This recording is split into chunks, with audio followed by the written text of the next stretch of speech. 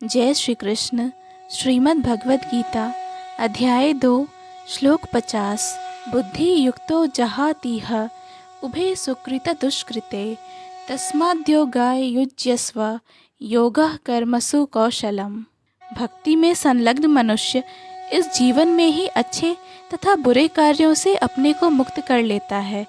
अतः योग के लिए प्रयत्न करो, क्योंकि सारा कार्य कौशल यही है। अर्थात जीवात्मा अनादि काल से अपने अच्छे तथा बुरे कर्म के फलों को संचित करता रहा है।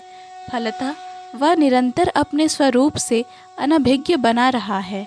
इस ज्ञान को भगवद गीता के उपदेश से दूर किया जा सकता है। यह हमें पूर्ण रूप में भगवान श्री कृष्ण की शरण में जाने तथा जन्म जन्मांतर कर्म फल की श्रृंखला का शिकार बनने से मुक्त होने का उपदेश देती है। अतः अर्जुन को कृष्ण भावनामृत में कार्य करने के लिए कहा गया है, क्योंकि कर्म फल से शुद्ध होने की यही प्रक्रिया है। अध्याय 2 श्लोक 51। कर्मजं बुद्धि युक्ता ही फलम त्यक्त्वा मनीषिणः जन्म बंधा विनिर्मुक्ता पदम गच्छन्तय नामयम्। इस तरह भगवत भक्ति में लगे रहकर बड़े बड़े ऋषि मुनि अथवा भक्तगण अपने आप को इस भौतिक संसार में कर्म के फलों से मुक्त कर लेते हैं। इस प्रकार वे जन्म मृत्यु के चक्र से छूट जाते हैं और भगवान के पास जाकर उस अवस्था को प्राप्त करते हैं जो समस्त दुखों से परे है। अर्थात मुक्त जीवों का संबंध उस स्थान से होता है जहाँ भौतिक कष्ट नहीं होते। भागवत में कहा गया है, समाश्रिता ये पद पल्लवा प्लवम महत पदम पुण्य यशो मुरारे भवाम बुधिर वत्स पदम परम पदम पदम पदम यत विपदाम न तेषाम।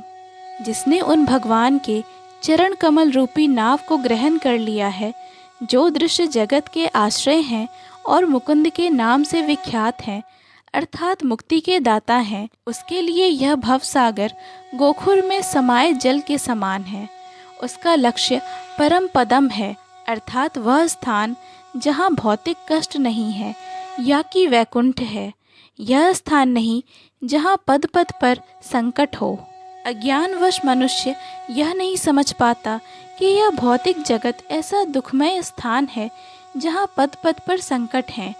केवल अज्ञानवश अल्पज्ञानी पुरुष यह सोचकर कि कर्मों से वे सुखी रह सकेंगे, सकाम कर्म करते हुए स्थिति को सहन करते हैं।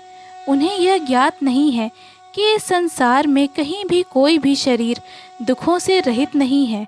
संसार में सर्वत्र जीवन के दुख, जन्म मृत्यु जरा तथा व्याधि विद्यमान है। किंतु जो अपने वास्तविक स्वरूप को समझ लेता है और इस प्रकार भगवान की स्थिति को समझ लेता है, वही भगवान की प्रेमा भक्ति में लगता है। फलस्वरूप वह वैकुंठ लोक जाने का अधिकारी बन जाता है, जहाँ न तो भौतिक कष्टमय जीवन है, न ही काल का प्रभाव तथा मृत्यु है।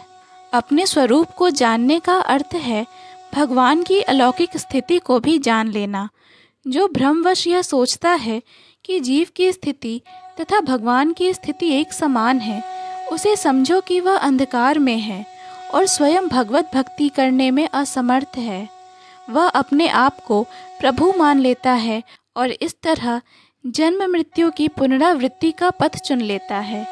किंतु जो यह समझते हुए कि उसकी स्थिति सेवक की है, अपने को भगवान की सेवा में लगा देता है, वह तुरंत ही वैकुंठ लोक जाने का अधिकारी बन जाता है।